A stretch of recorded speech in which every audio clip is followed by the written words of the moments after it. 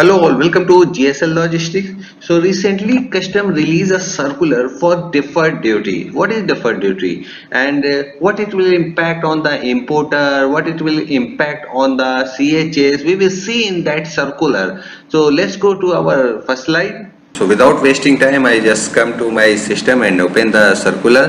First, who issued the circular? Civic. Okay, notification number 58 of the 2023, and it was issued 3rd August 2023.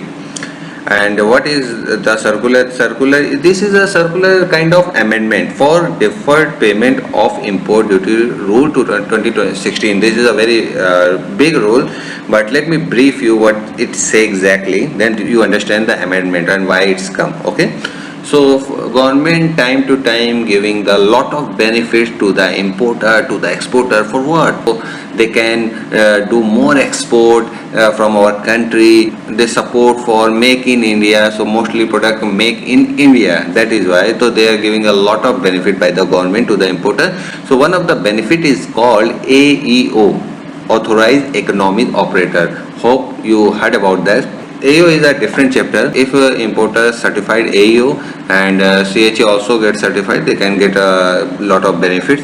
So there is a one benefit in for the AEO is deferred payment. Okay, so what is deferred payment? It means AEO certified importer can clear the shipment without paying duty. That is why. That is only that. This rule is said that. Okay, that is deferred payment. So, but I'm not talking about the warehousing bill of entry, export bill of entry. I'm talking only home consumption, DTA shipment, normal shipment talking about. You don't need to pay the duty. They set the timeline 1 to 15 and 16 to 30. Okay, two timelines. If you import, suppose your shipment file bill of entry 1 and then 2 and 3 and 4 and 5 of the month, so no, you don't need to pay duty. When you pay the duty, you need to pay duty on 16th day, on 16th of the month, every time. The same in 16 to 30, you need to pay the duty on 1st of next month. That is said. But what the problem is happening at that time, if any issue, importer couldn't pay the duty on given timeline, just like 16 or 1, so what happened? So they are suspended, kind of penalty for 90 days. They cannot avail the deferred payment.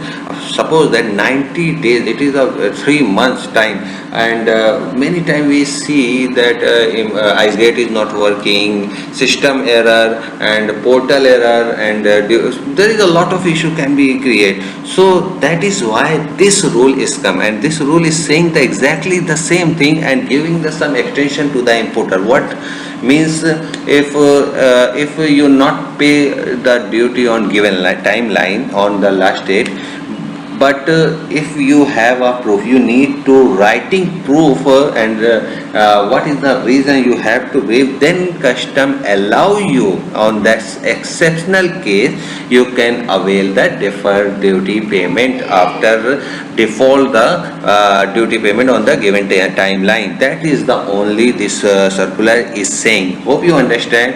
That is the only extension for the importer. It is a very good initiative by the government. I appreciate it. It will very helpful for the AEO certified. Hope you understand and like this video. Thanks for the watching.